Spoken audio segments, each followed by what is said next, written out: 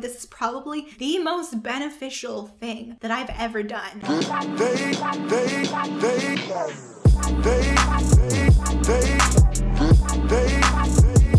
This video is not sponsored.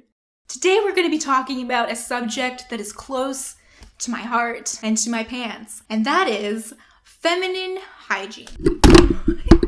Okay. Most of what I know in this area is self-taught, trials and errors over the years. I was one of those girls that when they hit puberty, their mother gave them a book on puberty. It was a cartoon book, great illustrations, really fun. But even with this wonderful book, I still felt very lost throughout my young years. Today, I'm gonna brighten up your life. I'm gonna spice up your life with my tips. And I'm gonna share with you all of my tips, all of my feminine hygiene tips to help keeping you feeling fresh and happy most of the time. The majority of the time. Things happen. My first tip, sleep commando. To sleep without underwear. To sleep in the nude, in the buff. To sleep without pants, without underwear. And my reason for this is you need to let your lady parts breathe. Think about how wrapped up they are throughout the day. It's a lot of suffocation. So we don't get a lot of opportunities to air ourselves out. So at night is a really great time to do that because you're giving yourself, depending on how much you sleep, you're giving yourself 6 to 8 hours of fresh air. Well, if you're under the blankets, maybe it's not quite so fresh and airy, but it's better than being in tight pants all day long. My next tip is something that probably most people don't do, but this is probably the most beneficial thing that I've ever done for my bikini region, and that is my bidet. And if you don't know what a bidet is, pretty much it's just water that you use to help rinse yourself after you go to the bathroom, the front and the back. It's like having a shower every single time you go to the bathroom. It's wonderful. I love it. I've been bideting for about 3 years and I haven't gone back. Even when I've been in places that didn't have a bidet, I have just used a water bottle with that squirts and just kind of like rinsing it that way, but I've not really been able to go back. I do have toilet paper in my house, but it is just kind of there for other people. When I was first introduced to bidets was on MTV Cribs. Vanessa Carlton actually introduced me to the concept of bidets because she had a bidet in her house and I was really intrigued by this. Do you guys remember Vanessa Carlton? Making my way downtown, walking fast, faces past my homebound.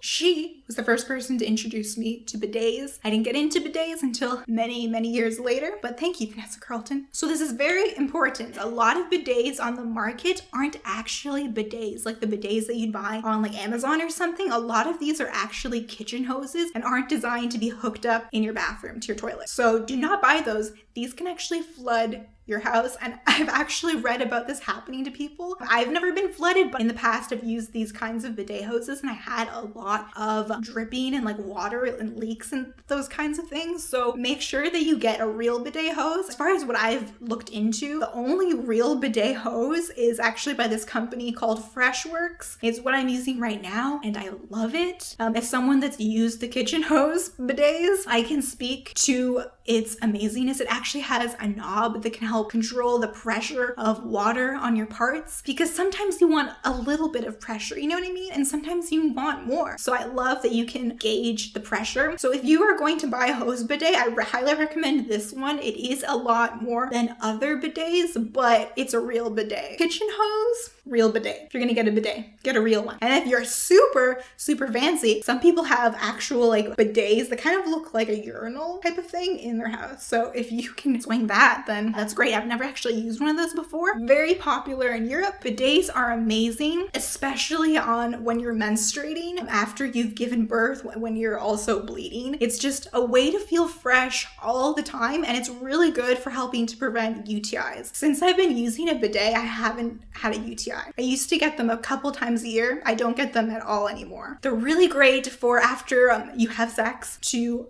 it feels so weird to say sex in a video. I'm blushing. Oh my god. My mom watches these videos, so hi mom. after you have intercourse, take the bidet hose and just like rinse yourself off. It's a way to clean yourself of the bacteria that could have gone up your urethra during intercourse and to help kind of flush everything out. It's very important after you use your bidet to dry yourself thoroughly. So invest in some towels if you're going to invest in bidet. I have special towels just for using my bidet and I have like a stack of them like near my bathroom. Use a fresh one as often as possible and make sure you dry properly, because if you're not drying properly, then it's actually going to make your life worse in a sense, because you do not want to have a soggy vagina, okay? You want to dry that. You may be wondering, what do I do when I'm out on the go? How do I keep myself fresh? Well, if you're super extra, which I have been at times, you can actually bring a water bottle around with you and use that to clean yourself up. But if you don't feel like being extra, then you can just use baby wipes, which work pretty well. Just make sure they're unscented and have good ingredients, you know, all that fun stuff. This next one is more so for protecting your underwear, because as women, our vaginas clean themselves naturally with discharge. And discharge has taken so many of my good underwears when I was a teenager, and I was just really frustrated by this. And a simple solution is panty liners. I really like these ones. I love them. Here, I can take out one and show you what it looks like. We're getting so personal today. It looks like this. You just take off the sticker. It's just kind of like a miniature pad. And it doesn't really, I don't really notice it when it's in, but it really does help to protect against your underwear getting destroyed. And it's also great when you're one of those people that your periods are kind of irregular. Then this will also protect you from that, and just kind of like the little drippings that happen once your period's kind of starting to die down. You know, when you think it's gone, but it's not actually gone. But I do recommend getting ones like the ones that I showed you and not like the ones that are made of plastic, because I find that those can actually cause more problems. Like I find that they don't breathe very well, and they can actually help to promote like those infections and things that we've been talking about in this video. So if you are going to get panty liners, make sure that you get good ones. Pants. Don't wear tight pants. Don't wear tight underwear. Don't wear tight anything in your lower regions. I have so many reasons why wearing tight pants or tight underwear or tight anything down here can be disruptive. One, it is very suffocating to your vagina. Your vagina wants to breathe. When we talked about that in our first part of the video, our first tip, that your vagina wants to breathe. So when you're wearing tight clothes, it doesn't breathe very well. Also, there is friction. When it is tight, there's a lot of like chafing and rubbing. It's like digging in. It's uncomfortable. If you're feeling irritated down there, it's just going to make things so much worse, particularly if you're prone to yeast infections and bacterial infections. You're to make sure that your underwear fits properly, that your pants fit properly. If they're getting too tight, don't try to squeeze into them. It's okay. Just like accept it. If you need to go up a size, it's fine. It's not worth it. Trust me. Take care of your gut flora. I have been taking probiotics for many years now, and I feel like it's been really beneficial for not only keeping my gut really healthy, but also keeping my skin healthy and keeping the balance of bacteria in my vagina healthy.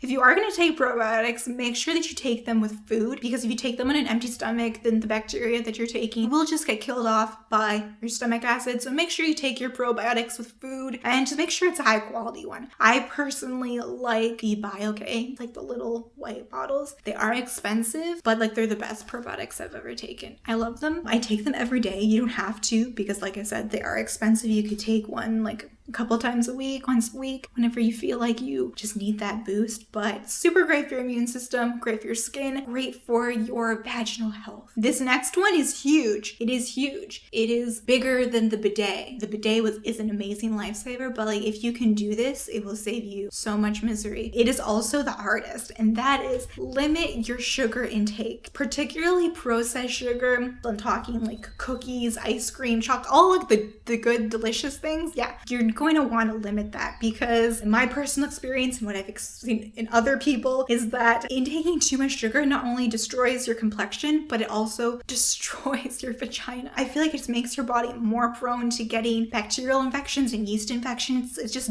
feeding all of the nasty bacteria in your body and just making you more prone to having problems. If there's anything that you can take away from this video, take away this. Limit your sugar intake. Your skin will be so much better and your vagina will be so much happier. I notice the difference. I notice the days when my sugar intake is moderately low. And I'm not talking like fruit sugars. Fruit doesn't bother me unless it's in excess, but like a normal amount of fruit doesn't seem to be a problem. The processed sugars, they definitely seem to have an effect on my body. I can see it in my complexion, and I can definitely feel more irritated in my bikini region. Water intake. This is particularly geared at people who are prone to urinary tract infections. You want to make sure you're drinking enough water, that you're flushing out your urethra throughout the day. I find that at least when I used to get them when I wasn't drinking enough water, when I was drinking a lot of alcohol, when I was dehydrated. I found that I was more prone to getting urinary tract infections. Make sure you're hydrated, make sure you're healthy on the inside, and your vagina will reflect this. Most of us know this, but just in case you don't and you are sexually active, make sure that you pee after you have sex. And also, most people don't really think about this, but it's also a good idea to pee beforehand because bacteria can get pushed up into our urethra. So peeing before and peeing after is a really good way to kind of flush it out. And of course,